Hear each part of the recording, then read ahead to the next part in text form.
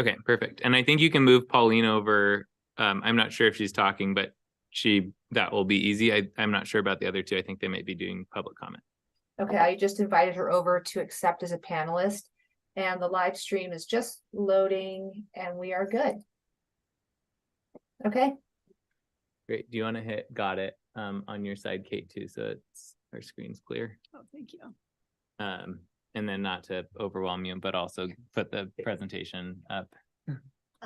Or is that, does Dina have, we don't have one. Actually, okay. So I don't know. Well, just this, with the agenda for me, I guess. Sure. Yeah. And that'll cue the public comment too. Okay, so welcome. I think that we're live, and just double checking if Kelly and Alex can hear us. I can hear you. I'm not able to start my video. It says the host has stopped it, but I can fix that for you. I'll fix that for you. Okay, thanks for working with us through some technology difficulties, but we'll go ahead and get started for our November ECC meeting. We missed our October ECC meeting because of the power outage here, and we actually kind of content-wise had been planning on taking a meeting off. I don't know if folks remember that conversation, but taking a meeting off this fall to work on other things. So that power outage, that squirrel kind of knew our schedule a little bit. And we're going to go ahead and get started. I do see, or we'll start with our roll call. And I'm just now, perfect, getting the agenda open. Okay, so we'll start with roll call. Let me know if you're here. Alex. Here. Andrew. Present. Covey. Here. Kelly. Here. Laura. Here. Lauren. Here. Mark. Here. Neil. Rory. Here. Is Serena here? Doesn't look like Serena's here. And then Smita. Here. And then I don't see Sasha or Jackie online. I'm here. Sasha is. Oh, I'm sorry. Thanks for No being problem. and then for the minutes, we have we weren't able to get the minutes because of transitioning staff members. We weren't able to get minutes finalized from the earlier meeting. So a reminder, we didn't have October. September we have minutes, and then the August ones we weren't able to approve last time either. So new process of just asking if people have like changes rather than voting on them. Has folks had a chance to review, and are there any issues with August and September's meeting minutes?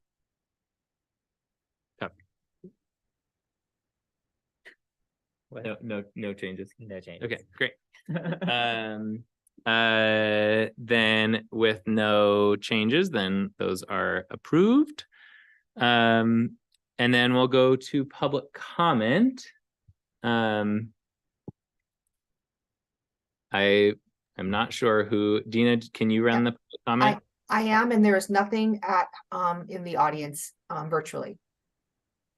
Oh wait, I take that back. Freddie Feeney Jordet would like to speak. Let me Great. move him. Let me move this person over. If you want to give them permission to unmute, and as a reminder, we try to limit public comments to 2 minutes each. We'll do online, and then also I'm not sure in person if you're planning on making public comment. Okay. So Freddie, if you're able to unmute. Yes, sorry, I had to rejoin. How many minutes am I limited to? 2 minutes would be great. Okay, fantastic.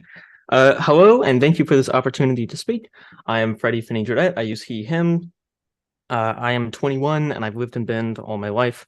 I'm proud to be a part of Deschutes Youth Climate Coalition and Fridays for Future Bend, which are two youth climate action groups here in Central Oregon.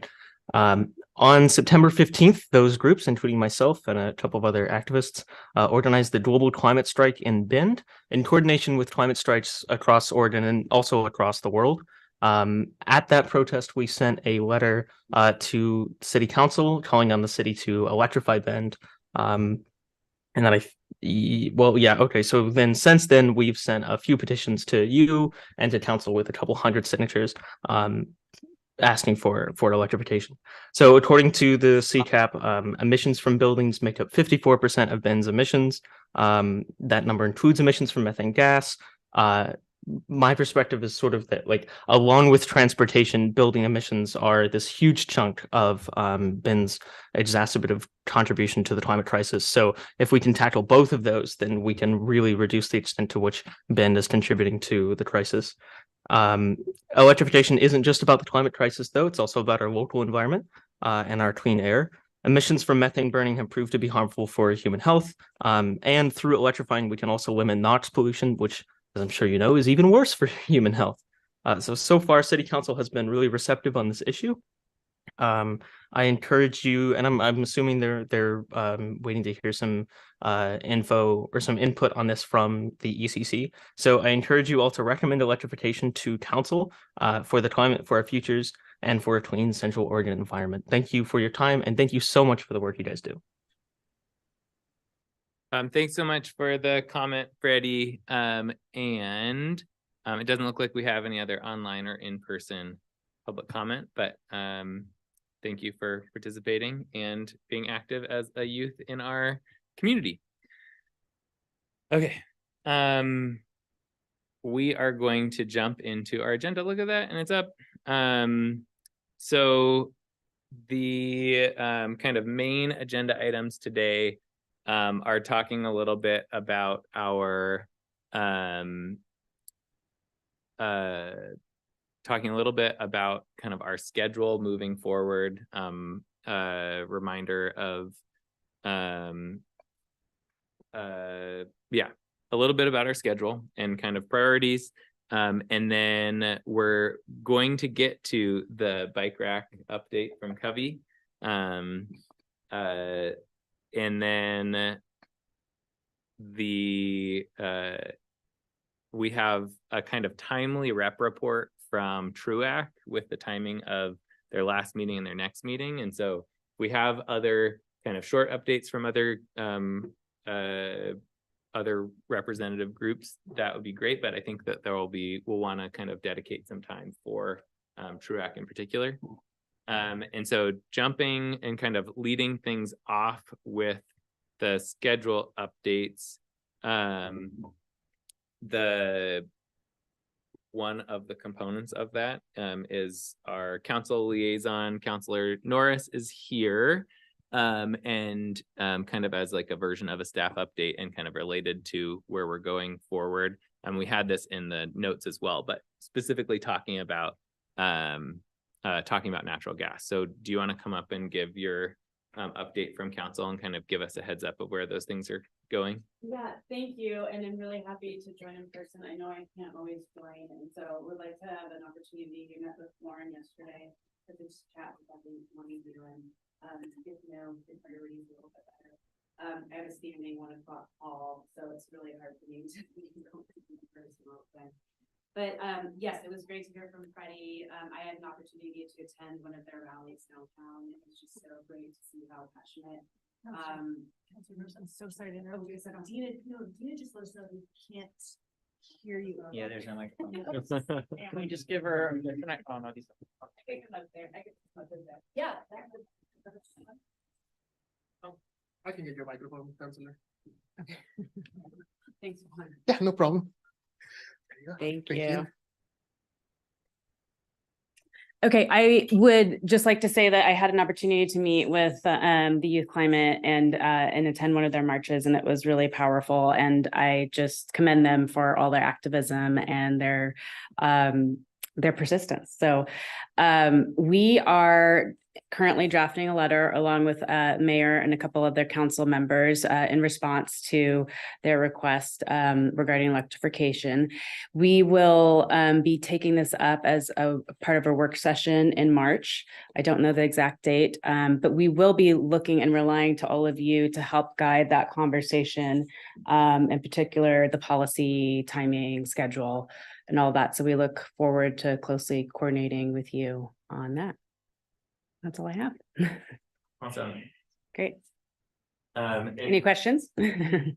Yeah, so I think Yes. from conversations that I've had too, like the general direction that seems like council is going forward, just to clarify, is that you're working on a response, Right. and that part of that, or the plan for part of that, to be relying on the ECC to come up with Yes.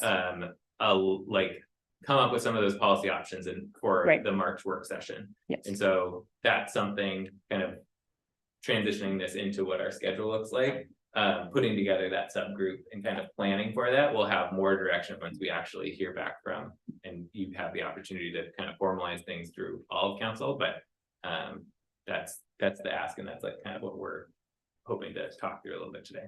Yes. That sound good? Okay. Great. Could I ask a follow-up Yes. on that? Because something we've struggled with a bit is that we've tried to stick to the actions that are in the climate action plan. Mhm. And we know that as conditions have evolved and opportunities have changed, those aren't always necessarily the most opportune ways to address some of these issues. And I'm curious if there's a sense from council, if there is a recognition to focus on the action set that's available within the climate action plan right now, or really try to look more broadly. And if there is any particular weighting that you think the council has towards the existing actions within the action plan. You mean as it relates to the letter, or just Yeah, government more and broadly? Yeah, on the electrification Yeah. issue, because there are some dimensions to it there, but also obviously options outside of that. And it's one thing we've sort of heard, that we're generally charged with implementing the climate action plan versus Right. going out beyond it. Right. I mean, I think that work session will be really telling. And I also know that it's something that we want to work towards. I know that the timing and the request of that letter is very ambitious. And so I think we want to do it in a way that, there's community, interaction and engagement on it. And really working with all of you to get the best solutions. Beyond that, I think that's something that we'll probably have to, wait till the work session just to address and to gauge some of the other council members' feedback on the CCAP. Can I weigh in on one piece of that, just because Neil and I were in a conversation with the mayor, that you'll see more when she's finalized the letter that will go to council. And I know Megan's been working on that with her, but I think they're envisioning a two-step process, which would be an update to the CCAP to have more direction from you all in your CCAP process.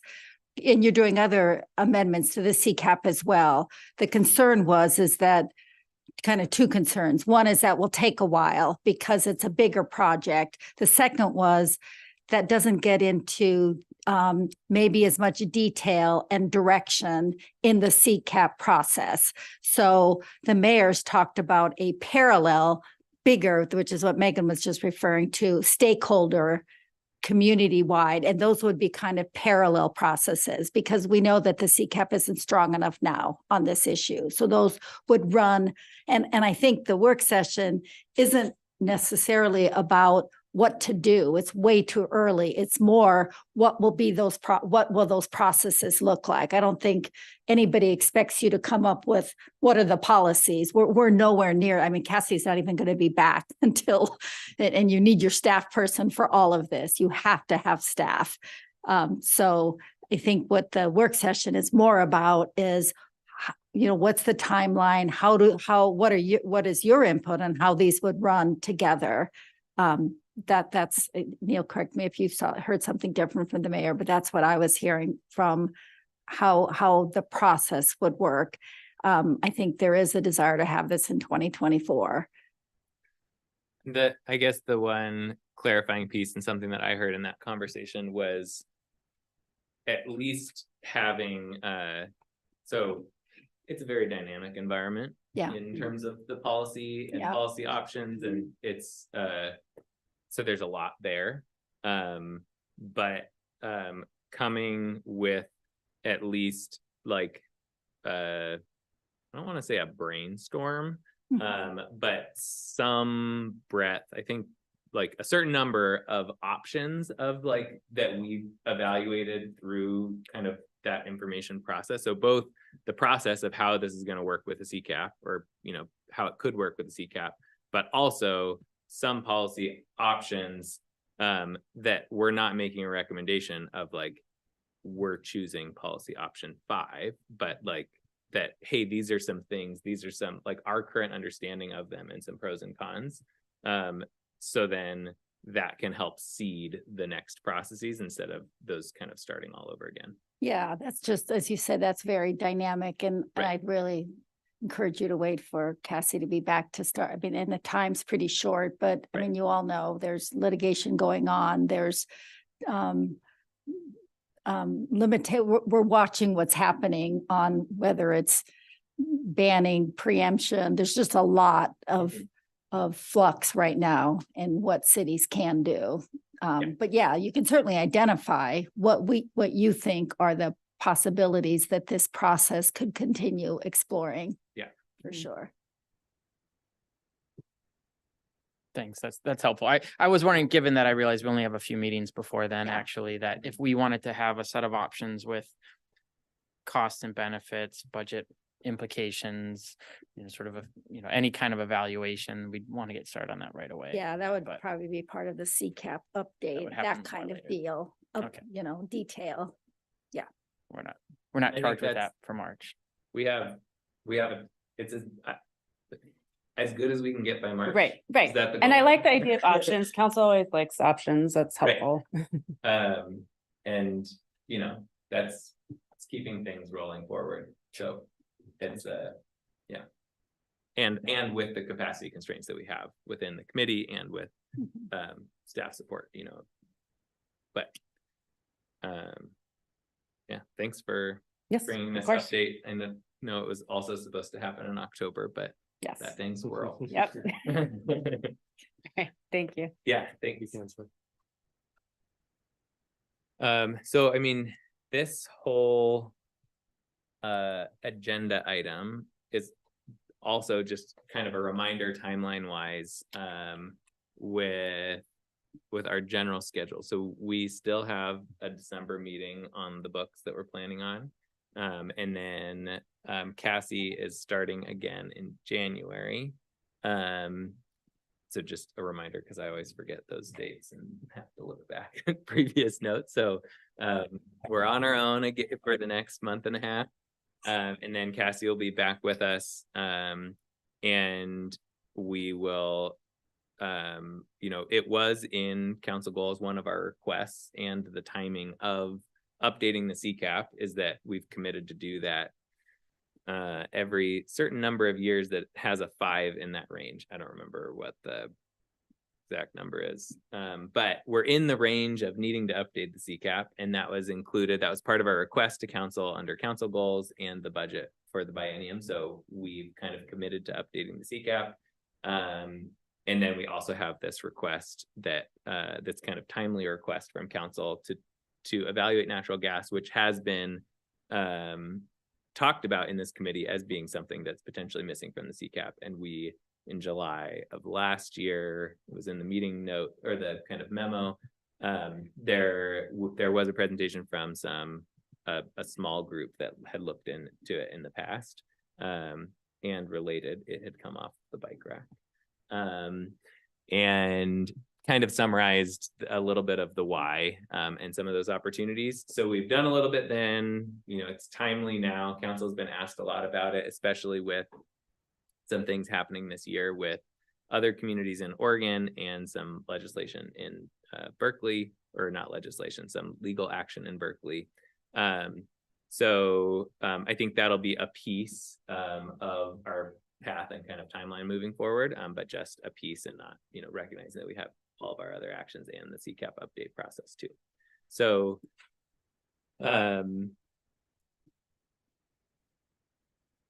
timeline wise, are there folks interested in or does it make sense I think it makes sense to start a subcommittee to work on that request from council and work towards that March working group. Are there folks interested in that committee or that subgroup or whatever we want to call it, working group? I'm interested. Great, so the energy subgroup. It makes sense. That does make sense. Okay, great, and we can kind of, you know, I guess. Sorry, right. maybe you can go first. Do folks have thoughts on what the ideal size for that subgroup might be? Do you have thoughts? I don't know. I mean, it is more work. Yeah. I think there will be opportunity. We'll have to keep it, you know, within quorum rules. Mm-hmm. Yeah, within quorum rules, and is the intent for this group to just do fact finding or to make a recommendation to the full ECC? Good on what you question. think? I imagine that there will be a lot of fact finding and brainstorming. I think it'll be a question of whether that kind of end result and bringing to council, if that's coming from the subgroup as like, this is what we've found versus this is the recommendation of council or of the whole ECC. Just What do you- my sense is this is council's getting a lot of emails on this topic Yeah. on both sides, and it is of great community interest. Mhm. So my advice is oftentimes you say we're just doing fact finding, but you're going to be the experts, and the ECC would probably listen to what you say. So it probably is, even though it's a subcommittee, it probably is subject to the Open Meetings Act. So Okay. so it's just part of the scheduling is to know that you just have to, I mean, it's not hard. You just Yeah. notice it and you make it available. So that's just something staff has to, I think you want to be able to come with a recommendation to the Mhm. full ECC. And even if you start out fact finding, it's still your intent is to be able to say, this is what we found and this is kind of what we think. Okay. And as long as you do that, it's subject to the Open Meetings Act. And it probably should be. I mean, what you're Yeah. doing should be out in the open. So we'll work with Kate Yeah. on that. Yeah. Okay, great. And I know when we did well, yeah, we can work with Kate on it. But then meeting size, Yeah, it's just the quorum rules. So you have to be less than a quorum, but you can have 4 or 5. It's fine.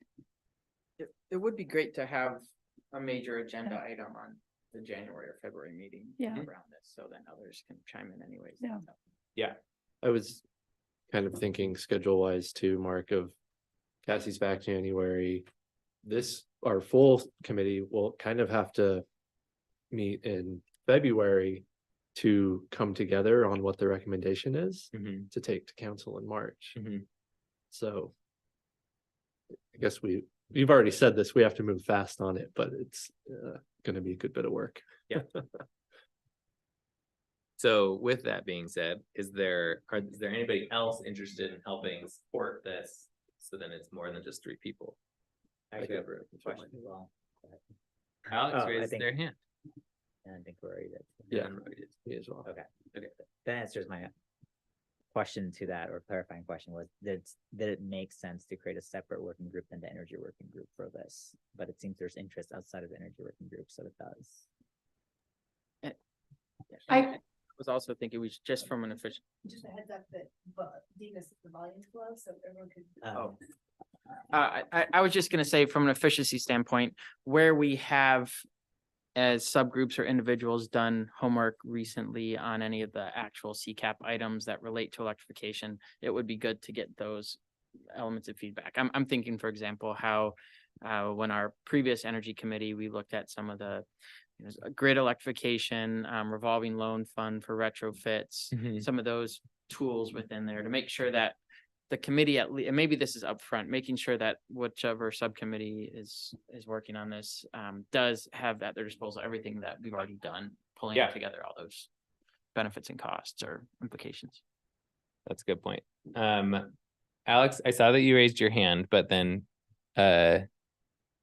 Yeah, sorry. I was looking for the chat, but it looks like I don't think we have that option over here. But I was just gonna say, if I'm the only one outside of the energy, working group, I'm happy to just join that if that's easier than creating an entirely new one, but I'll leave that up to you all. Well, I think it's different because Andrew's working just on energy, and we still probably should have some of those conversations at the same time. So There's still a lot of work to do on yeah. Yeah. I think, and it's time bound, it's temporary. We can get the gang back together if and when it comes back up in the future. Okay, well, I can just for the minutes, because I bet Dina couldn't see. So was it Rory, Lauren, Neil, Laura, sorry. Laura. Both. Okay. Volunteering. And Alex, And Alex. it sounds like. Yeah. Are you volunteering, Rory? Yeah, I am, unless that's too many. Is that? One. Four How many people do we have? That's 5. 5 out of 11. We have 11, so that's good. Cool. Yeah. Thank you all. Thank you. And thanks for clarifying those. Those are the important things to write down. No, you did say that you were. Or I think somebody in the notes one time realized that they had not volunteered, but were. I think it was Peter. Yeah. Was mentioned by mistake. He's like, you're committed. I was in the meeting. It's in the notes. You voted for the notes. Okay. Well, that will be helpful. Is there anything else besides what Mark had mentioned about just like kind of relating back to the CCAP goals and like making that connection of the things that are already in there and where those kind of have or could be connected to this request? Are there any other like ideas or thoughts from the group? Also, I'm also hearing from Rory a reminder that if we want to bring this back to the whole group, that's going to be in February, probably. Do we know when the work session is in March? If it's mid, late, early? I don't think this is scheduled. I'm not, I would be a little bit, I think It'll this happen is at still some point. needs to be scheduled. Okay. Yeah. I guess the only thing I would note on your question there, Neil, was that to recall that we had that natural gas focus group that was looking at the franchise agreement, and oh gosh, there were a couple other options we were looking at that weren't directly part of the CCAP. Yep. Originally around natural gas. So there's homework we've already done on that. Which I think would be relevant to this. Yeah. That's helpful. And then timeline wise, like it will be an evolving process is what I'm gathering from so could be February depending on the timing, and if it is March, we might be able to have that happen after our March meeting, which would allow us a little bit more time, or at least allow us to like say, hey, these are the changes, this is the review, this is where we got the feedback. So that sounds good. And then reviewing both the work in and out of the CCAP that we've already done. I guess just a clarifying question. So is that group, I'm guessing you don't have a clear idea of this, but are you committing, or do you think you'll be meeting once a month or twice a month or for the next couple months? Just in terms of a time expectation, so folks. It's kind of clear, I guess, from the start. Yeah, I think that we should probably meet once a month and then we'll see where we can go from there. Yeah, at least, yeah. Maybe just a contract. Yeah. Chunks of time. Mm-hmm. Yeah, or. And yeah. I'm so sorry to be the obnoxious mic person, but I think some of them might be off. So when you're talking, can you double check that you have a red You can light? 2 of them to prove the odds. There's no red lights on her. Oh, none? No.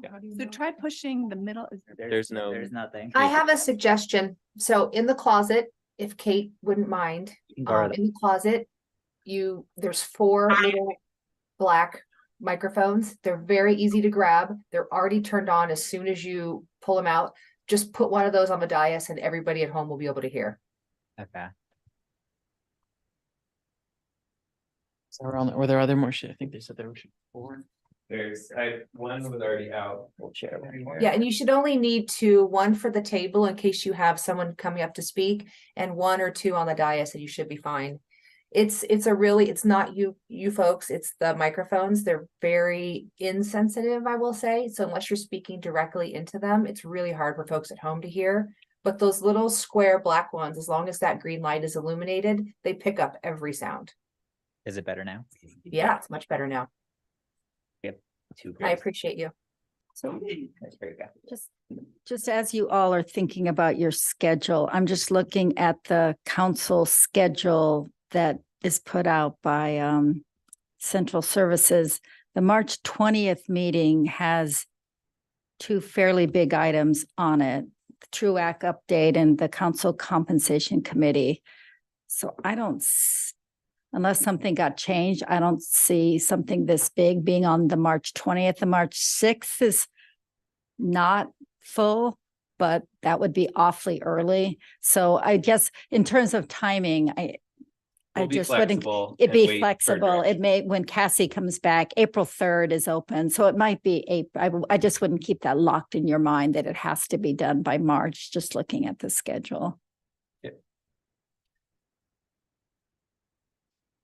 Okay, now that we have audio, Covey. I was just gonna also make sure, because these will be notice meetings, making sure there's staff support until Cassie gets back as well, on Kate's end or whoever else would be having to support these meetings. Yeah, we'll make it. Got it. Okay. And were you also opening the floor for general for agenda 4, or are we still specifically talking about this? No, I think that's like this piece. Kind of, we have some clear direction from the group. I also like to make sure to ask folks online too, specifically. So also opening the floor if there's anything online, Alex or Kelly, but I don't think so. So yeah, I think we can talk kind of more broadly about the rest of the schedule and the CCAP update timeline as well. Yeah. Okay. Or kind of shift to that. Do you have thoughts on that? I do. Well, and I think it's something we had, we were going to talk in the last meeting. And I think we had a general idea of, we were going to do this CCAP update process, and we're going to kick it off, I think, this fall initially. And I know we were kind of like pushing back a little bit to when Cassie gets back. And I think we talked about potentially doing any pre-work where helpful. So we have some of that information gathered before Cassie gets back. But yeah, and I don't know if I'm correct. No, I think you're totally right on that. And I know I think I've heard that the Waste and Materials Group has been following that charge and continuing to do some of that work. So I think that's just like a general reminder and update that like this really is our time to be doing the continued items that were in all of those presentations that we gave over the summer, of summarizing where things are at, figuring out what the missing pieces are, so we really have that clear picture. And those were pretty well articulated, I feel like, in those reports, of saying like, hey, this is still the piece that's missing. And I know that I potentially have dropped the ball a little bit with my subgroup and not doing as much of that continued work. But I think although Covey didn't say it, it's important to keep that work going. This is our opportunity, right? We're not in the weeds with all these other things and having to work through the update process. And the more that we can do now and the more information that we can have now, the better prepared we're going to be for the CCAP update process, which is like one of our main charges from council goals, and like is really like charting our path forward for the next 5 years. So it's not an insignificant ask. So I guess reminder to the other groups, and a check, or if there's other thoughts on things that need to happen or questions in that arena. I have one, proposal. There's a lot that I think all of us are working on around outreach and education related things. So maybe we could do a cross pull a couple people from each to talk about that specifically and figure out who we can work with on staff to get to do, figure out what the content is and do some of that outreach and education. Cross-pollinate. Mm-hmm. And that has been something that like is very clearly articulated in the CCAP and has been something that we really haven't done very much of. So what are other people's thoughts on like kind of a coordinated strategy of really figuring out like what does that look like, for any of these programs? Like what resources are available from the Mhm. city, what can we tap into? So I think it's like learning, there's like collecting some information, and then then we need to create the content that comes from this, the CCAP actions. But I think there's like a learn, what can we tap into? So. Yeah. One thing related to that exact point. So I'm on the UPAG, the representative from EC, that's the Utility Public Advisory Group, and we've been working on stormwater and wastewater and water conservation lately. And with a draft stormwater master plan update that's been out for review, as well as a variety of incentives for water efficiency investments for developers. They've been doing a lot of work on assessing which of their outreach strategies have been most effective, what pathways, mail, email, television, radio, direct contacting developers themselves, agents, etc. So we probably could talk to them, and our last couple of monthly meetings have had a fair amount on sort of the effectiveness and ineffectiveness of various strategies. So there might be other things like that. That's super great. Yeah. And I know that there's probably more parallels in that world than we realize, because there's a lot of things that they've done that are similar, but water isn't in the CCAP. So yeah, exactly. Like they're trying to get people to take advantage of the incentives and things like that. I was just gonna say, I love that idea. I know that came up during some of the presentations where we're talking about how each of the sectors of CCAP has education outreach, and it would make sense to kind of see if there are ways to collaborate and work on that together. So I love that idea. And I think what you shared just also kind of brought to mind, I went to a conference recently, and they had a really good presentation and kind of case studies and on different ways of doing education outreach and how effective they were, and they really measured all of those different ways as well. And I'm sure there's probably more information like that each of the groups could look into, and what's the best way to do that education outreach, and then see if there are ways to team up on that. So I like that idea a lot. So is that, as you've already committed to new things happening monthly, is that I'm wondering too, because it's like a generally relevant conversation, if that's worth like brainstorming with Mark, or like if it's worth having presentation to the whole group, or like if that like presentation is condensed or prepared enough from the UPAG. It sounds like it's probably a lot broader and like specifically saying like, hey, in this program, these were the results. But maybe inviting somebody that's familiar with that to, a meeting. I'm basically just trying to see if that's something that's worth having that conversation in the December meeting where we don't have the recommendation from, or we're not having bigger decision-making questions or CCAP planning questions, like just kind of a learning session in our already scheduled meeting, or if it makes sense to do outside. What's the soonest that we have a potential outreach education objective in mind? I mean, they're in the CCAP, we could do them tomorrow. Yeah, that's true. As simple as like, you can use your yard waste for composting, and most people don't know that, a lot of people aren't aware, or there's a bunch of incentives and rebates in the Inflation Reduction Act that people could take advantage of. I think there's some things that are easy to like do sooner, and then probably some bigger things where it's like, oh, we need to really figure out what the content is that we want to like promote to the city. But yeah, that's what I was kind of thinking, that I think the strategy does depend on what kind of information you're trying to deal with. Like, for example, we've talked often about how do we better help homeowners or businesses make energy efficiency investments. And I think a lot of this electrification priority for the council is an opportunity to be more proactive in helping people with those private investment decisions. Mhm. So that could even be part of this, but that's what I was sort of in my head, I was thinking how the objective will probably dictate what actually we're trying to get out of this. Probably not terribly one size fits all. I like that question. Actually, so I think from my perspective, waste and materials especially has a lot of actions that are education outreach focused. So I think there's a large part of our work, and I think we've had some meetings and we're still,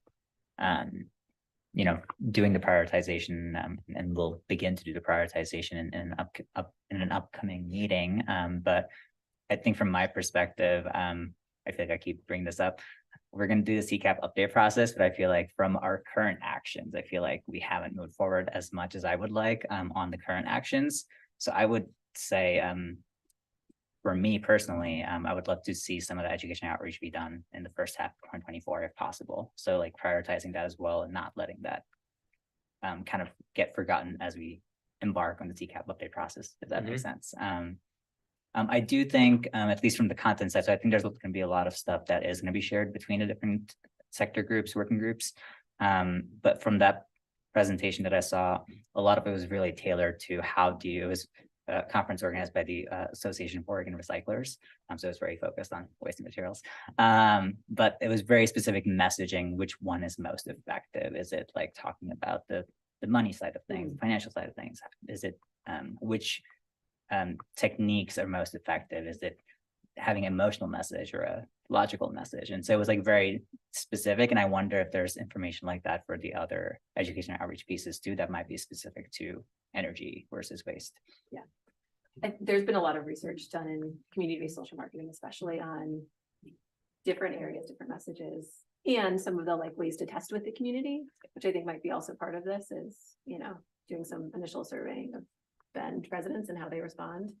But yeah, I think it's sort of what's our plan to then, how do we do that? Yeah, like creating a roadmap for how that looks. And would it be helpful to work with somebody who is an expert in that to create that plan? I feel like maybe that's some of the discussions we need to have. Yeah. We might already have them committee, yeah. Exactly. What do you want how do you want to wrap this up? It sounds like there is interest and I think lots there's of relevant interest. I think information. so. I guess there's two options, right? One is we just do a small committee, and I'm looking at you two, or anyone else that wants to participate to talk about this. And then, but we could bring back some of the learnings in December, which is very soon. But we could have someone on staff potentially talk about what's available in the city, and then talk about some of the learnings maybe coming from a couple of different places that we could talk about. So I think that's the question is like, do we want to do something bigger in December or just smaller, and we can put together a memo and report back? I'm sorry. I am interested, but I'm at capacity for the rest of the year, so I'm going to unvolunteer myself. If there's someone else from the waste and materials group, I'm happy to let them. I'm happy to join.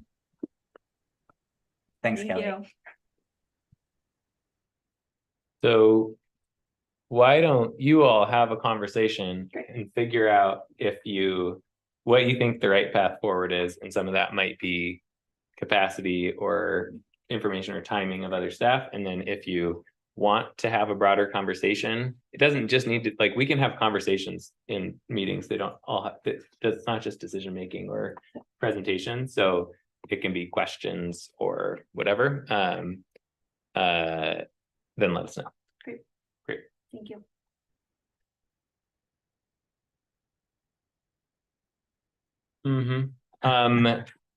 So the other kind of broader thing, I guess we kind of have already talked about it, CCAP update wise, like it's happening, it's a request, it's something that we're going to do. And we're not anticipating that like official process happening until Cassie gets back, but the stage that we're in right now, just as a reminder, is all the things that we're doing in our subgroups is what is going to be helpful with that. And Kate's getting lunch. They couldn't deliver today. So are there any other thoughts or I guess, and this maybe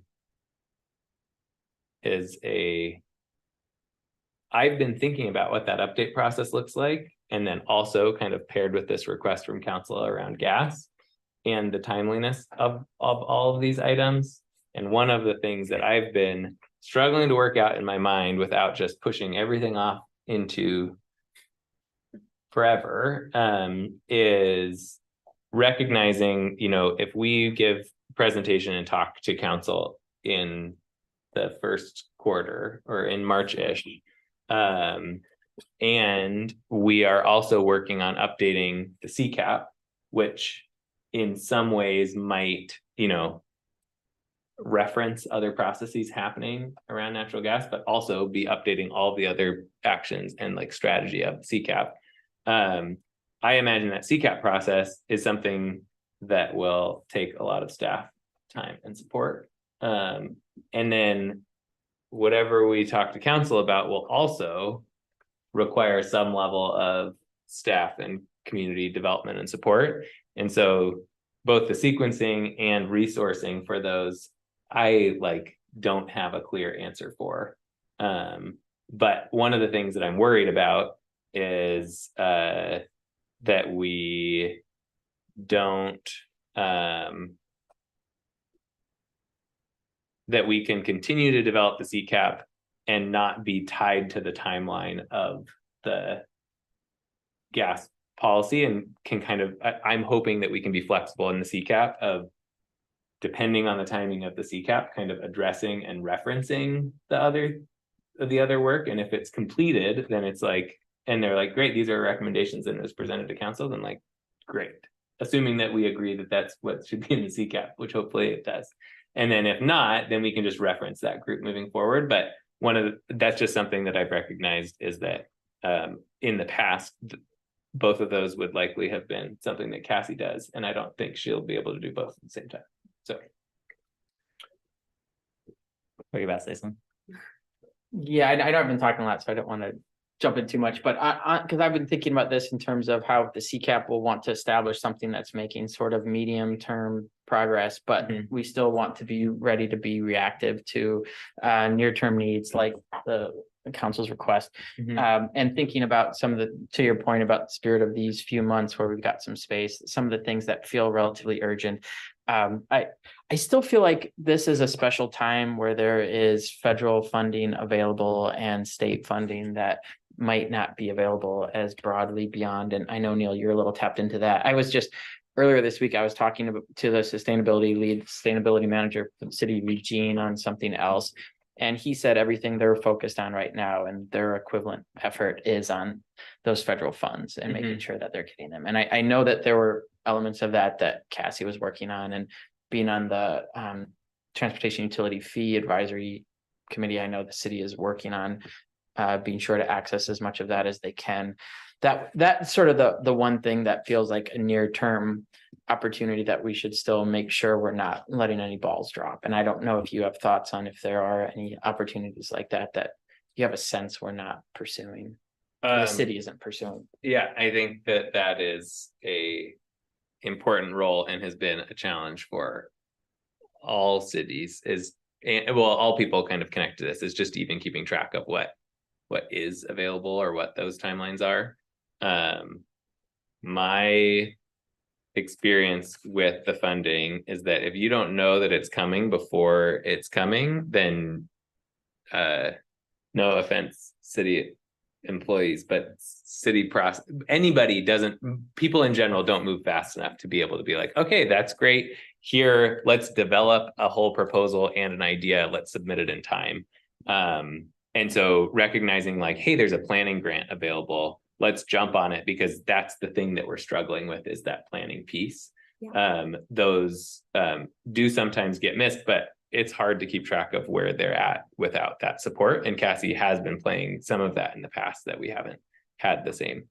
Yeah, Cassie has been doing it, and I'll say still not now. Yeah. That's the problem, is we have a lot of departments going after federal money right now. And I can tell you the legal and finance departments have been pushing back because a lot of the grants have followed through and legal requirements. There's there are so many things, and I have to sign off on some of them saying we're going to comply with laws. And our department is sometimes saying, if you don't have a plan for how we're going to implement the grant, you can't even apply because so I guess my caution there is until we have a staff person that can actually look at the grant and make sure that we're not just applying, but that if awarded, we can legally comply with it and do all the things within it. We've got departments left and right looking at money out there right now and wanting to apply. So it isn't that city staff aren't aware. They're fully aware. I think almost too aware that there's lots of money trying to get it parking, stormwater, emergency operate. They're all out there, airport, police, they are all out applying for grants right now. And we're having to reel it in. We're actually developing a whole protocol that you have to do before you can apply, which Cassie will be as soon as she I'm a little worried about all the things we're putting on her workload because this is going to be one of them to get her up to speed on how she can apply for grants. And we're actually, just so that you all know, it's in the works to hire a grant administrator at the city. It is long overdue and we really need it. Yeah. So that will be helpful once we're having talks. It's winding its way through the hiring like, what do we actually need? At first, it was going to be somebody to apply, and we realized that's not our problem. We're pretty good at applying for grants. What we're not great at is administering them amongst the departments once we get them. So that's what we're working on right now. That's really helpful to hear. And that's what I kind of assumed. I got the impression the city's already going after quite a bit. And I wasn't sure if we as a committee might be dropping the ball while Cassie's not available. But Yeah. It sounds like there's enough push right now that you wouldn't say that you're not encouraging us to make sure that we're picking that up I mean, right if now. you know of something, you can send Cassie an email to her inbox, or Kate, to pass on, just so that we know about it. But other than that, there's nothing we can do right now without a staff person. And it sounds like the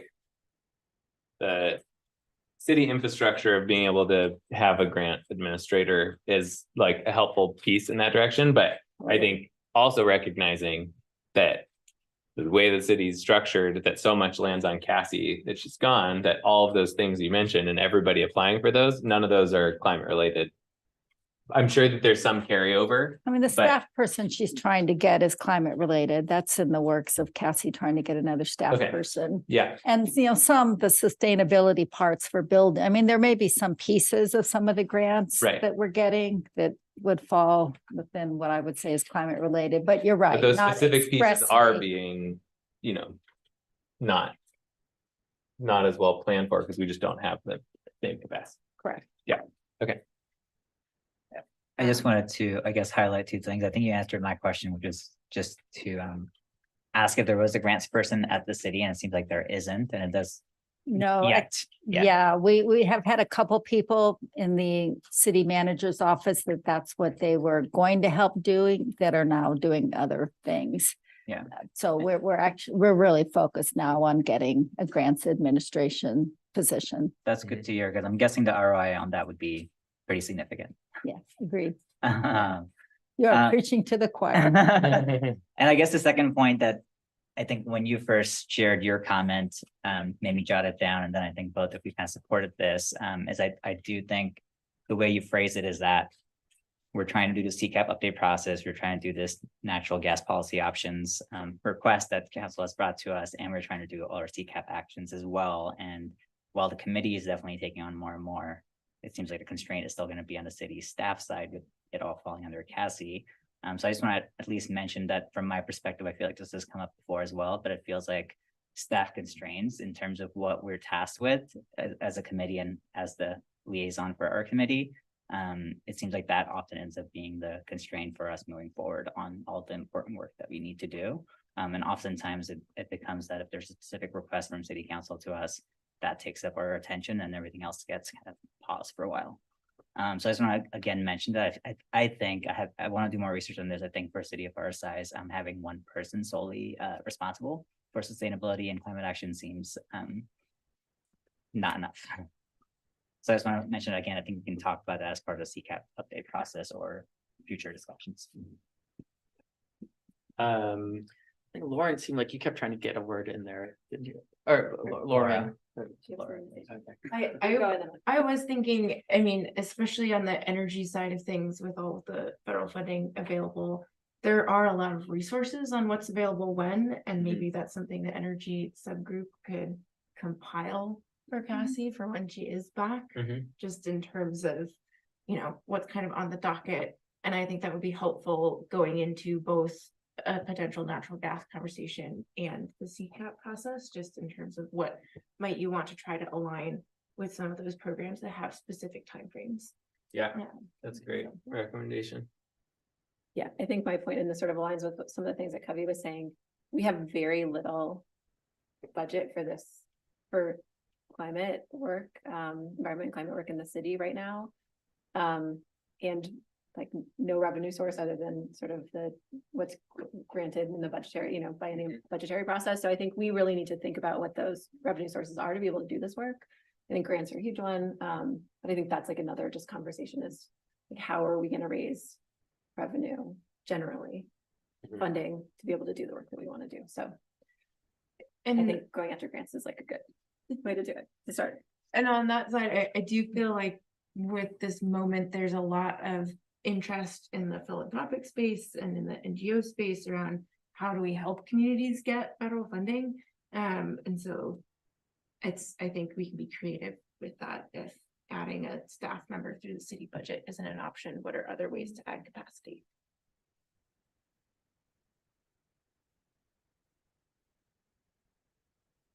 Is this seems like there's a natural pause. How do folks feel about good? That's good. Okay. Let's do it. We're going to pause our microphones. Do you have a time in mind?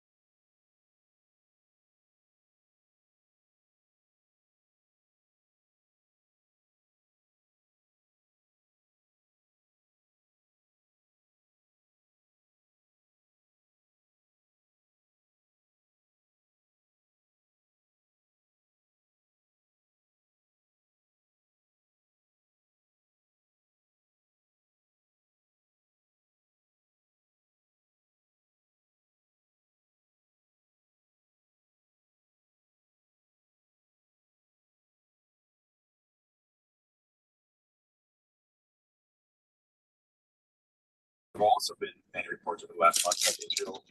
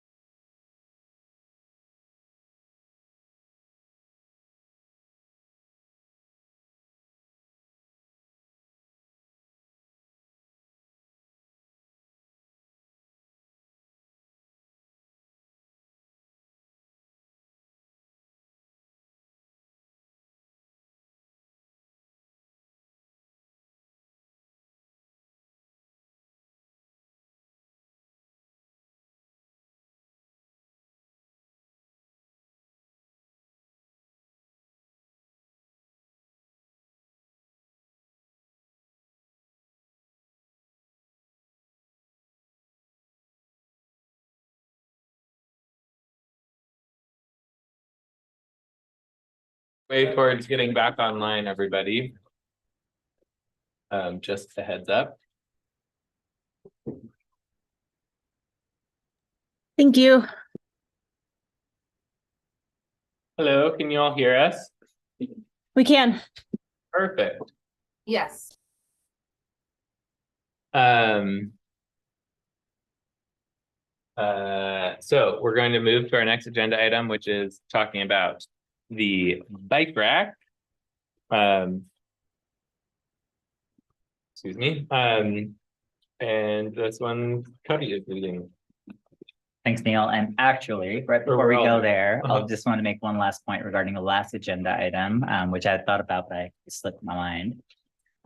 Is as we plan to kick off the CCAP update process, I think we talked about this before in a previous meeting, but also just as a reminder for all committee members to kind of brainstorm if there's anything in the current CCAP that seems missing, to continue to brainstorm that, or do any individual information gathering if you wanted to. I think we talked about specific things like adaptation or things that are not included in CCAP. So just wanted to again put that as a reminder, in addition to your working groups and your sector related brainstorming also as a whole. Okay. And then let me see if I can share my screen. So the bike rack, we're finally going to do it. Nice. So I think it's sharing, but I don't see it. It's on for our screen. It's on mine. Can you hit It the? is, it is sharing. You're sharing. We're just not seeing it on our TV screens, but Yeah, I think he said. Oh, What does that do? There we go. Ooh, I didn't know that. All right. So just as a refresher, because I think we haven't talked about bike rack in quite a while, and we've had quite a few new committee members join this year. The bike rack was a creative name. I think Neil came up with it for our parking lot. Of anything that comes up to our committee, especially from public comment or from emails, there's an input that is not in CCAP specifically, but that we do want to record and track and potentially be able to work on. The previous iteration, Kathy had an Excel document that she would often send with the meeting emails, just so we have a chance to review it before the meeting. But basically it stayed about the same, and it still is. I just moved it to a Google Sheet. It's not editable by everybody. And so I think my plan would be to then share this as a link so you can view it at any time. And it just stays as one version that's always up to date. And it's just a listing of all the different topics that have come up so far. We have previously discussed a process on how we can move any of these topics forward in the bike rack, which was to have a committee member become the lead or sponsor for it, and then be able to do some of that information gathering or research or whatever the next steps are to figure out what the plan would be to take action on that topic. And then if necessary, find others they could work with as a working group as well.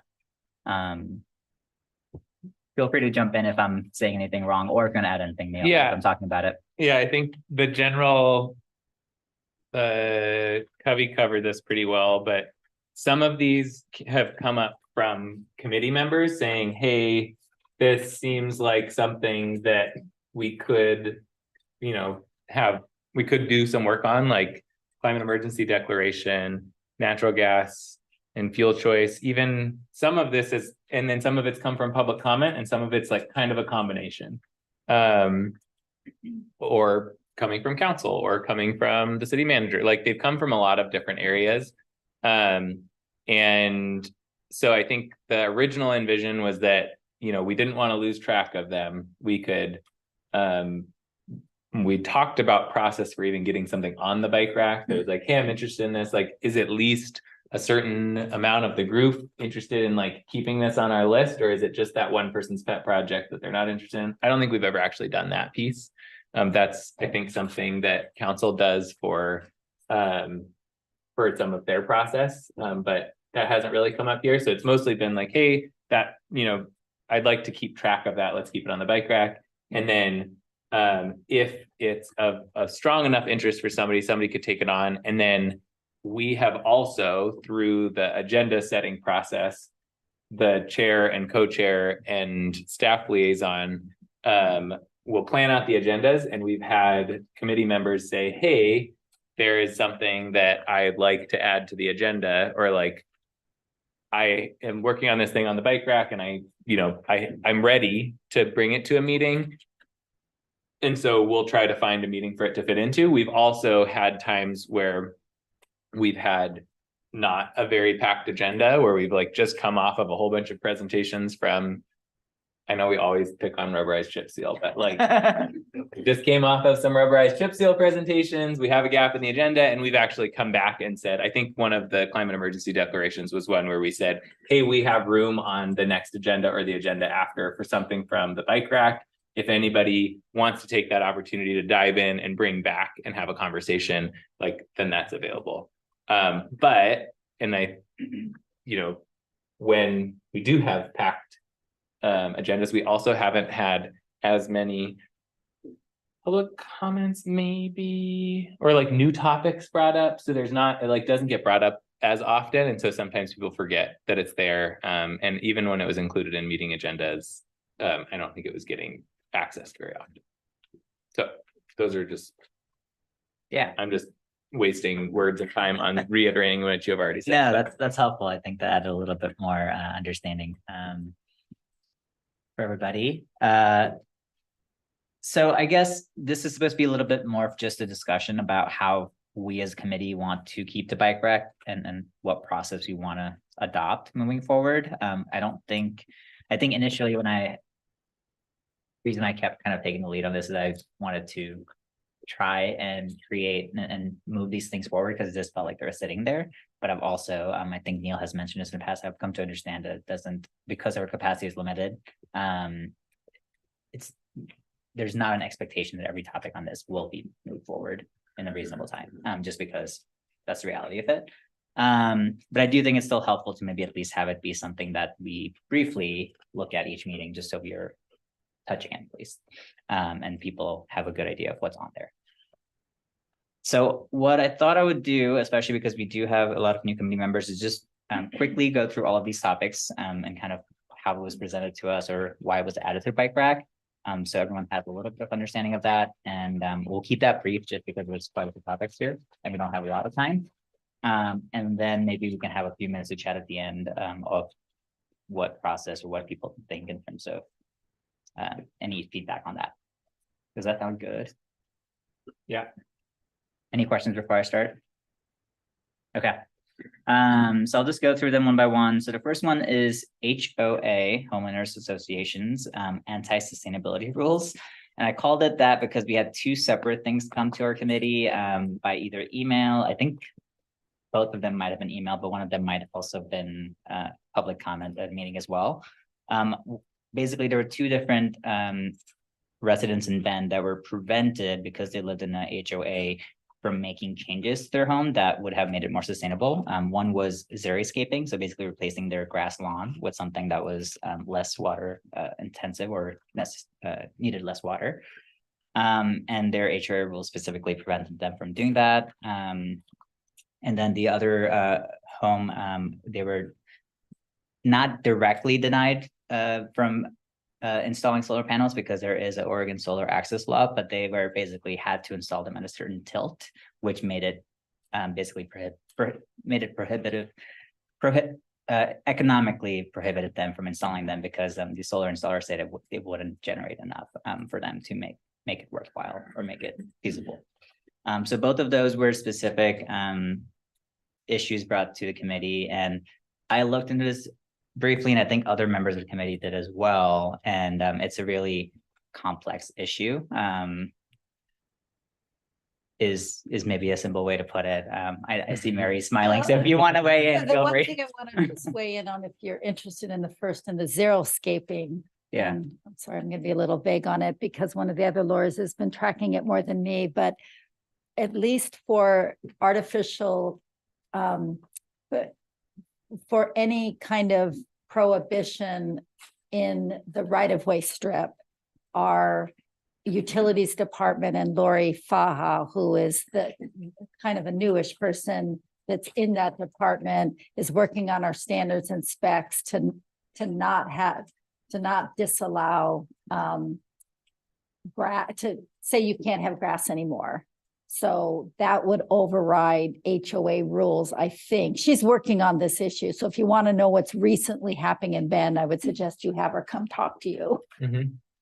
So I would just say that, but not on the whole property, though. We haven't addressed that. I don't think council's ready yet to take on all xeriscaping. I've asked them, like, I've asked the mayor at least, do you want to take this on? And we may eventually, but not yet. But at least in the landscape strip, staff is working on that. So if that's something you want to know about, I would say have them come talk to you. Yeah, I'll add for the UPAG, we've talked about this quite a bit with her. Her. Yeah, she's She's got a lot really of on material. top of it and knowledgeable, and What's her name? Lori Faha. Okay. How do you spell her last name? Do you know? I couldn't put you in contact too. Okay. I just F-A- saw Neil was about to F-A- make a note. I think Faha. Okay. That's all that. Lori. Lori Faha, F-A. Lori. Yeah. F-A-H-A.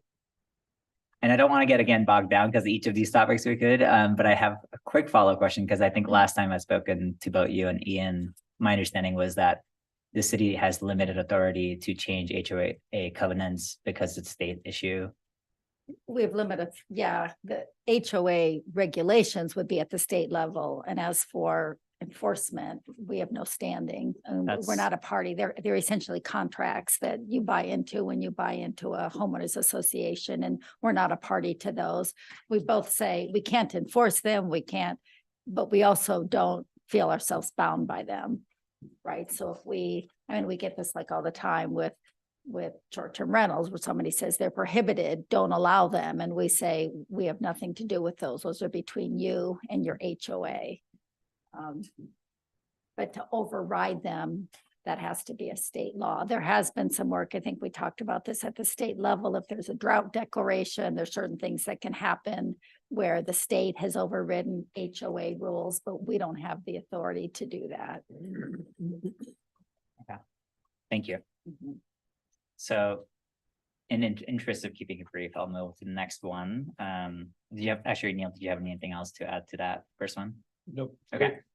The tree code, this one I can also keep brief because I will talk about it in the next agenda item. But basically at that time, this is something that come up to us multiple times about creating or updating a tree code as for our committee, but this is something council took the lead on and created a whole new committee. So this is underway currently. This one I don't know a lot about, xeriscaping with affordable housing projects specifically. I don't remember how the context with how this was added to the bike rack. Does anyone else? I don't remember either, but I think yeah, I don't remember.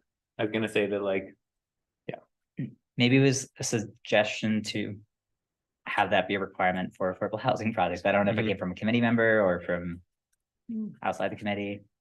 I'm realizing that on this, some of the updates that we've said and that we're sharing are, even if somebody's not sponsoring to take it on, just like, how did it get on the list? Like, We did should it have come from public something. comment? Yeah. And also like somebody elevating, this isn't just a summary of all public comments, but somebody elevating like, hey, we've been hearing about this. Yeah. I'm not necessarily ready to take it on, but I'd like to keep track of it. Can we put it on the list? That's something that we should keep track of. Yeah, and also the date. It was And the date. added. Yeah. We'll have to do some going back to add the dates for all the past ones, but yes. And then, just timeline wise, I want to make sure you have time to dive into the True Act, because that's So I'll start actionable. speeding up on these. So I'll just go briefly over them, and then if there's any questions, we can talk at the end. Dark skies and lighting. I think we had public comment. I don't know if I think we had public comment and email and an offer to do a presentation to the full committee, at whichever time we have time, regarding how to preserve our dark skies and what steps the city can take. Related to that, there are some, I've talked to the leaders of that group multiple times, and basically there are some small steps that they recommend cities and counties take that can have a large impact on dark skies. And so that's on there. Land use in City of Bend. This was, I think, specifically came up because of COID property. We had a lot of public comment at that time as well, and interest. And so this was more, I think, maybe Rory had mentioned broadening it to land use as a whole. So, or maybe others had expressed interest in learning more about land use as a whole, and how it relates to our work. So that's there as well. Natural gas and fuel choice in buildings. We are talking about this still, yeah. So this has come up in the past and we're still talking about it. Cascade Natural Gas franchise agreement. I actually don't know a lot about this. This is kind of a combo. I think Mark brought this up maybe from community conversations, but I don't think that we maybe got a full, or maybe we did get public comment about it, but it was just recognizing the timeline of our current agreement with Cascade Natural Gas, which is a franchise agreement. This is from a while ago. There's a lot of things happening. Yeah, the right-of-way code is now being drafted and it's out for public comment. I think the public comment ends November 17th. If any of you would like to make comments, that would be great in support of there wouldn't be a franchise if that right-of-way code gets adopted. There's going to be a work session on the 15th that Michael Selkirk will be presented. Right now, it's scheduled for adoption on December 20th. We are getting quite a few comments as I speak from the water utilities. We've also gotten some from some other utilities. I don't think from CNG, but that's moving forward right now is the right-of-way code, in which case there wouldn't be, not just for CNG, but solid waste isn't part of it, but for the franchises, subject to franchises would come under the right-of-way code instead. So there's a website that you can look at. There's FAQs if you want to know more about it. I'll write that as an Positive update. comments would be, if you have them, or any comments, I should say, are appreciated. Yeah. Yes. Moving on to the next one, rubberized chip seal update, Neil's favorite topic. This was just an update. We already had presentations and we, as a committee, decided to approve that, but then we received some emails, or I saw some stuff in the newspapers regarding some concerns about that. And there was we at least, I guess, at that point, put it on the bike rack as maybe potentially receiving an update on that and how it's going. And I think there was some committee interest in that as well. This is, I don't know, a year or two old now at this point, so I don't know where that stands. Yep.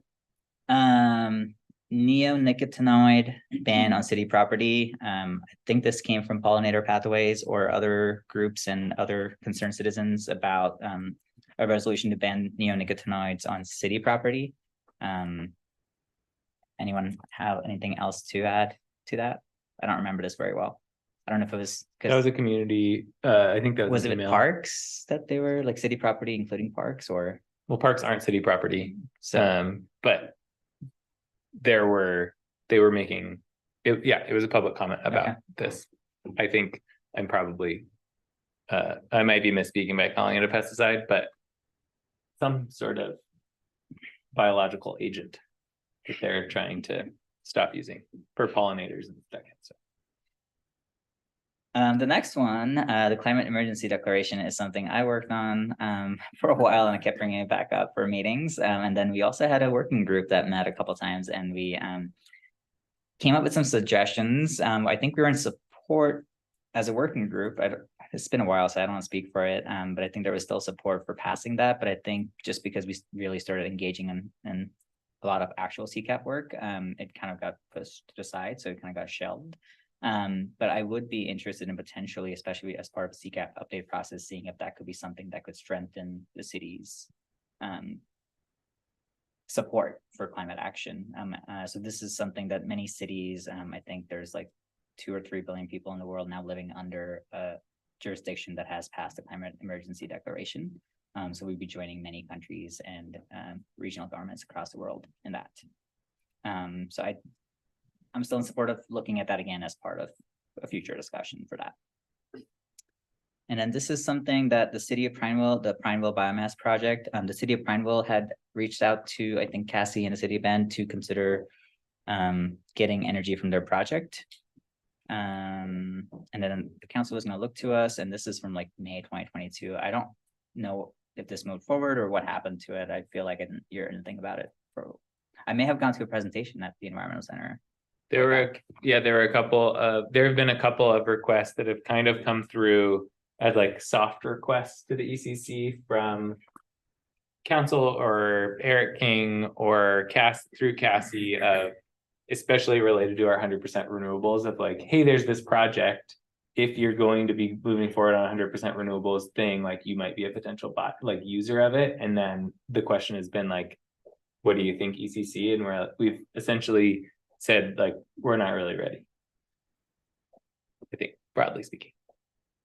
And in the interest of time, like Neil mentioned, because I do want to cover the tree code, I think that's really important too. But I do want to have more space for discussion. But 2 things I want to say. So if there's any quick questions, or if folks are okay with having this be a part of our future meetings and just kind of having this be something we can refer to going forward. And part of that is if any of y'all have any things that you would like to see that we're currently not working on that you think is important, you can also bring it up. But I would like to start doing that with the next meeting. So this way you have some time to think, and then at the next meeting we can spend some time to maybe do like a quick bike rack review and see if there's any, we can take old ones out too, or add new ones. If that's the spur of the moment thing, I haven't thought about it before. But any quick thoughts before we go to tree code? I don't know if there's any value in prioritizing those at this point, or it's just kind of this is a place to hang stuff. I think largely the hanging stuff thing, because it's not something that we haven't agreed to do any of these. It's just like, if it comes up related to something else, then there's opportunity. I think this also, another valuable piece of this that I hadn't really thought about is we have this and it comes up, then our council liaison also sees like DCC, has some interest in these things. So then if that comes up or there's a counselor that's also interested in it, then they can be like, hey, I saw that this is on your bike rack. Maybe this is something that we're also considering, so it might steer some of the requests we get. I think from that's helpful, just to keep track of any kind of, legacy knowledge or somebody who was involved, you can shorten that time frame if and when we need to pick it up in the future. Yeah, I do think some of those are valuable, like the dark skies and lighting. I think that's a really important one, but I think the message here is these are all things that we're willing to entertain, or just kind of prioritizing. Yeah. And part of our charge as a committee is to communicate interest from the public to the city, that we're a liaison and representative of those kinds of concerns. One thing I was going to add, just because this is what the sustainability manager for Eugene reached out about, is understanding where we've seen interesting research of this sort done by other communities in Oregon, where there are lessons we might learn, not necessarily where it's a priority, but if they've investigated some of these things, because Eugene's city council has charged city staff with looking at what the costs and risks are of hazardous materials inside of the city limits and what risks they're facing. And it comes from some of the Cascadia research in Willamette Valley, especially around underground fuel storage and the like. And basically maybe something for us as committee members to keep our ears open for interesting lessons from elsewhere.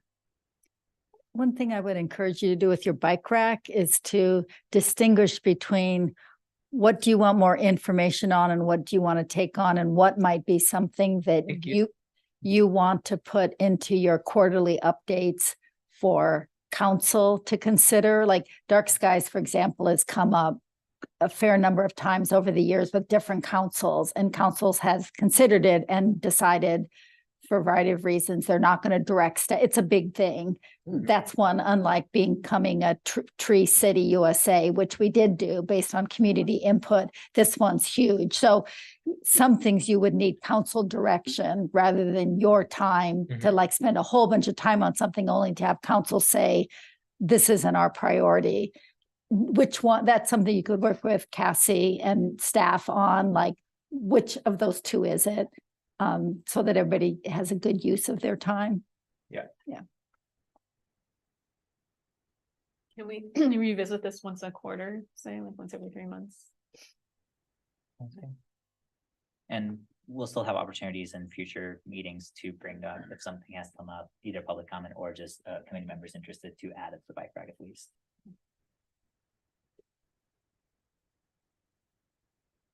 All good to move forward. I also want to make sure online folks have a chance. I don't know if I can see their hands if they're raised with this screen, so let me know if someone raises the hand, I guess. I've got that. You got it. Okay, cool. All right, let's do the tree code since everyone's fine with that. All right, and I'm actually gonna just share this as well, just to help me talk about this. And I know Pauline had been on the meeting. Pauline, did you want to just give a quick update or summary? I know we haven't talked about whether you were going to do that or not, so not to put you on the spot. I checked with her, she said she's here for questions. Just questions. Okay, cool. So we had our last track meeting, which was number 8 of 5, I think is the way to put it. On Monday, Tuesday, one of these days, Tuesday. And our next meeting is going to be in December, first week, I think. And that's our last meeting where we're gonna vote on everything and send that recommendation to council. So I just wanted to give a quick update on what all the decisions and voting has taken place and where things have landed. And I think it could be helpful for me to go back to the next meeting with saying that ECC supports some of these things in terms of the voting. So it's not just me trying to represent ECC without having input from all of you. So I'll just go through this list that Pauline had conveniently put together for our agenda. The first thing that we decided was that we would be regulating, so the trees that would be inventoried, which we're calling regulator trees, are all trees larger than 6 inches. So that's something we broadened. And there was a split in some of the codes between deciduous and coniferous. And we decided that it didn't make sense to have that. And I think that's somewhat the standard from the arborist perspective as well, to just inventory all trees larger than 6 inches. So that is something we decided. We decided priority trees are 20 inches or larger. So I think this came down potentially from 24 in one of the codes, if I remember correctly. And again, that's all tree types. I'll come back to the minimum maximum lot sizes because that's what we just discussed this past meeting. The next things we decided were that, and these are the numbers. So the percent, so basically there's going to be a flow chart, which is multiple options that the developers would have for any site plan review, or I don't know what the terms are, but when they're submitting that to be considered, that they have to meet. So the first one, and this is again with council's direction to try and preserve large trees especially, was that 20% of priority trees, which are 20 inches or larger, would need to be preserved on the site. If they can't do 20%, then their next option is that they can do 25% of the total diameter at breast height, DBH, of all the inventory trees. So that's a little bit higher on purpose because we want to make sure to try to do the 20% first, because the priority trees and the larger trees are of primary concern. And then the third option is if they can't do either of those, then there's mitigation options. The first one being on-site tree replacement, which basically means that if they don't meet that 20% of DBH, they can replace trees on-site with this ratio that they would be looking at. So it's a little complicated to looking at the math here, but basically you take the DBH, if they're not at 20%, 25%, if they're, let's say 20%, like in this example, they have to do another 5%, which is 30 inches of DBH. And then the way it's mapped is they would map that amount of 30 inches to the trees, the largest trees that are cut down. And based on that, they would then have to replace based on this ratio. Again, larger trees are have a larger ratio to replace because they have much more value and take much longer for any new trees planted to get to that size as well. And then the last option, if they can't do that or to choose not to, then there's a payment in lieu of tree preservation, which the staff will establish the program and payment amount for that. And then just going back a little bit, what we decided at the last meeting was the minimum and maximum lot sizes and kind of a floor. There is going to be a 5% floor. So basically, we didn't want there to still be the potential for clear cutting and just paying in lieu for any development. For that to be a primary option that developers still consider is that, oh, like we'll just pay and clear cut all the trees because it's easier for us to maybe build that way. So there is the group voted on and decided on a 5% floor of DBH that has to be met, that can't be, they can't just go below that. But lots smaller than either half acre or 1 acre would be excluded from that floor because of constraints developing on a very small property. And that half or 1 acre, the reason I put it or is because the vote was 6 for half acre, 6 for 1 acre, and 1 member voted for no exclusions, which may change next time we vote. Is this, I know most of the conversation has been talking about large developments. Is there a discussion of, in general, where this is applying? Is this applying for all infill projects as well as large developments? This is where I'll defer to Mary or Pauline. Yeah. Pauline, do you want to answer? Because I had to leave early, so I'm not sure if they got to another vote. Yeah, I can you hear me okay? Yeah, we can hear you. Okay, perfect. I was trying to do my camera too. Okay, there we go. Kavi, you did a great job explaining the options. And so the applicability for this will apply to projects that go through what we call site plan review, and then projects that go through a land division. Site plan review is your commercial, your industrial projects, and multifamily development projects. So any housing development that has 5 or more units, this would apply to. What it does not apply to is your single family home, a duplex, triplex, or quadplex project. Unless there's a land division, is that the caveat? If there's a land division, it would get triggered. However, if it's through a middle housing land division, Senate Bill 458, then it likely would not get triggered. Okay. Because there's only certain things we can ask when it's a middle housing land division, and this is not one of them. That's helpful context. Thank you. Are you open for questions? I was just going to share one last final thought, just as because we are short in time, and then I'm happy to.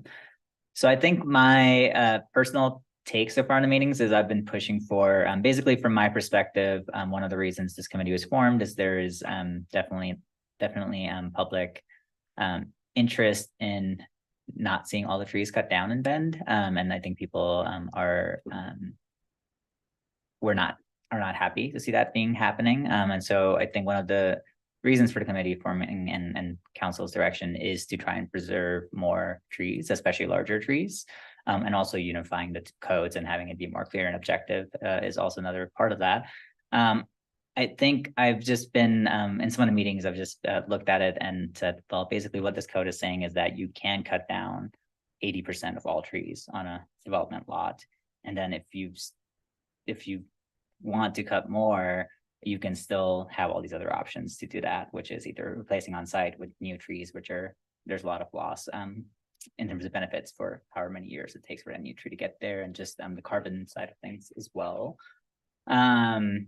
And all the other beneficial properties that trees provide. And then also now, even with the floor, it basically says you can, it's 95% of all trees on a lot. And then even that is, there's exclusions on the smaller lots. And I just did a quick, they shared, Pauline shared some numbers on the vacant lots within the city that are still remaining. And about 87%, I think, of all the lots, if we did 1 acre, would be excluded.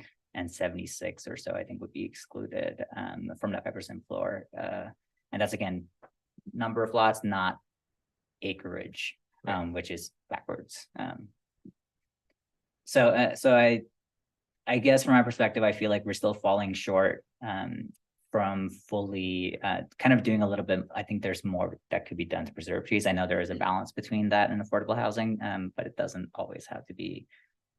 I think sometimes I think one of the tasks we have is to preserve more large trees, and I don't know if we're fully living up to that with our current recommendations. So I'm going to continue pushing for stronger recommendations as part of this last meeting as well. But I wanted to get everyone's take to make sure there's support for that, or just what people are thinking. Go ahead. Well, not to jump, as I guess two things that jumped out to me. One, just to clarify, it seems like there's no preference for native versus non-native or invasive. And even in terms of the mitigation, is that true? Was that discussed in at all? terms of cutting or planting? Either. For cutting, no. For planting, I believe Pauline had mentioned there is a list of trees that the city has for planting that can be updated or might be updated in conjunction or after this. And there are other recommendations that have come out of this committee, specifically many of them from the arborists that are on the committee, including that the city should have a arborist on a city arborist on staff. That doesn't currently exist, or an urban forestry division that doesn't exist, but many of those things were deemed outside the scope of our committee. So there are going to be supplementary recommendations to council along with this. And I think many of those, as one of the arborists, Chris mentioned in the last meeting, is that this is basically a stick. And I think there's a lot of opportunity to use the carrot to also really encourage developers to try and preserve trees as well. And I think the code can't do a lot of the carrot work, obviously, but hopefully that side is also given equal weight. I would say the arborist, there was discussion of distinguishing between types of trees, and it was the arborist who recommended to treat all trees the same. Oh, But I think there were others who started with different views, but the arborists seemed to think that, for a variety of reasons, which you don't have time to go into, to not distinguish and to have more diameter be the factor, and then to just have a preservation standard for everything. And the other thing I was thinking about, how this seems like it's all relative standards relative to the existing condition of the site, as opposed to anything absolute and sort of tree scarcity on the site. So if you have a site that's full of trees versus a site that had like 1 tree left, and you see that often, it'd be interesting if maybe it's too late, but if there was a way that the code gave special attention to sites that had very few trees already when they start, but probably too late for that though. Yeah. Well, and on just to jump in, we have other code requirements that require trees, like in the parking lot, in the setbacks, screening, and then a code update that is going to the Planning Commission next week and City Council in December is for climate friendly and equitable communities, and it requires street or parking lot trees and certain canopies for larger parking lots. So if the parking lot's at a half acre or larger, we're going to get a lot more trees through these code updates as well. So there are other code amendments that are addressing trees, and we already have existing codes that require trees. Great, thanks. Sasha, you have your hand raised, and I just want to call that. Yeah, this is actually my personal question. It's part of the code because it's great that we're trying to save trees, but is there also part of it as we're protecting those trees that are on site? Because I just drove by a construction site and the trees that are being saved, or their roots are being driven over, they're being dug really deep down next to the roots, and like those trees aren't going to survive after they do all this construction around it. So I'm just wondering if, just because they're not cut doesn't mean they're going to survive the construction. So I am, I'm working on the draft, but I need the direction from TRUAC, which I'll get in December, to plug in a lot of the requirements that they're proposing. But one of the things we're looking at, and I've seen some good examples from other cities, is that right now our code does require that there's fencing around the preserved trees. So I'm not sure what project you're talking about, but we're gonna maybe beat those up a little bit, with the fencing requirements and some signage to make it clear that those root zones are not supposed to be damaged or driven over during construction if possible. Great, thank you. And I'll just add that Chris, one of the arborists, and I think both arborists have brought up multiple times the importance of the health of the tree and how they are treated and cared for afterwards as well. And again, I think one of the things they kept mentioning is that really the city needs to have arborists on staff and some kind of way to be someone with expertise to be able to do more than just count the trees, like to actually see the health and make sure that's a factor that's included as well. So just want to share that. Since we are at time, I just wanted to get any quick input that folks have on what I can bring back to the TRUAC committee. And I wish we had more time. I believe it would be okay if you wanted to email me directly and share any input. I can take that, compile it all, and share it with TRUAC as well. We're gonna have a pretty packed meeting, I'm guessing, next week, because that's a lot to vote on in one meeting. So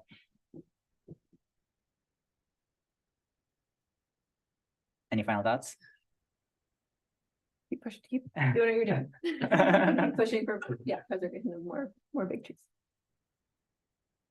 I guess maybe one quick question is I was thinking of potentially just sharing my thoughts in one of newspapers or something like that. I don't know if that would be okay for me to share personally as a committee member, just to see if other folks wanted to write in. I don't see any problem with you sharing that as your own opinion, that is as a citizen. It may make the because I'm opportunity representing cleaner. CC, I don't know if I can just say I'm as an individual member of TRUAC, but not representing, not on behalf of the whole ECC.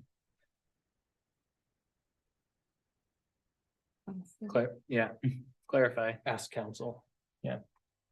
On behalf of ECC, on behalf of yourself. Myself. You can always Okay. have an opinion, but you just have to be really clear that it's usually better after TRUAC is done or it's confusing, but that's about to that'll happen soon. But yeah, committee members can always, you have a First Amendment right to speak as an individual, and the most effective time will be, this is a land use code, so it will go to the planning commission and then to city council. So the time where it's most likely that your view will be heard is during those processes. It gets a little tricky putting things in the newspaper because you want your comments to be part of the record, and part of the record is speaking in front of those bodies. Then it becomes part of the official record, something in the news. I mean, it doesn't mean you can't do it, but it's not part of, unless you put it in the record and you want the decision makers to see what you wrote. That's the way to do it, is put it in the record. I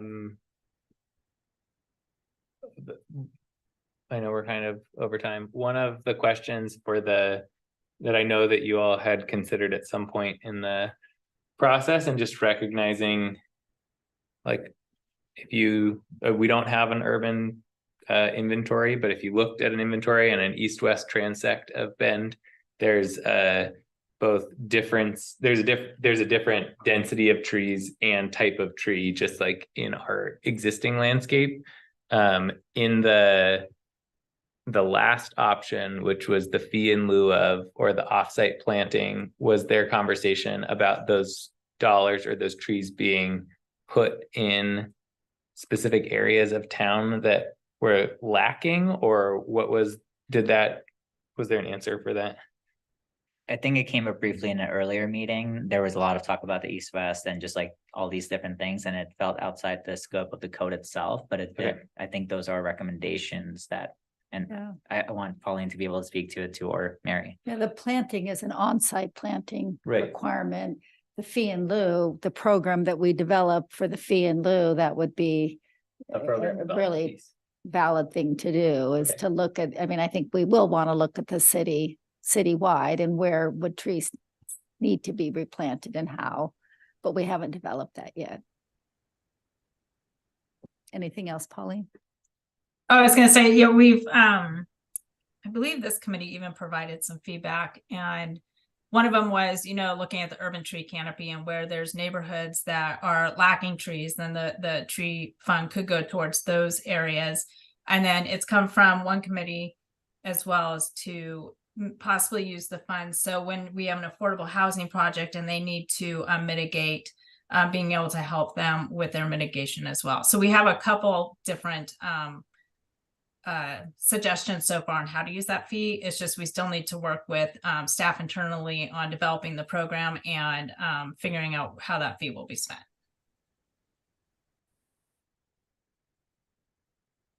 All right, great. Thanks for all those things, Bike Rack, Truac. We're over time. Thanks everybody for sticking with us. We'll be in touch about the December agenda, but we've kind of talked about schedule a lot already. So that and kind of what things are upcoming. So we don't have a slide for that. And then we'll also have more opportunity in December to do more committee updates or whatever we call this agenda item, talking about the different boards and things that we're serving on. Rep reports. Yeah, we'll have more opportunity to talk about those things then too. All right, thanks y'all. Thanks, everyone. Thank you. Energy Committee. Yeah.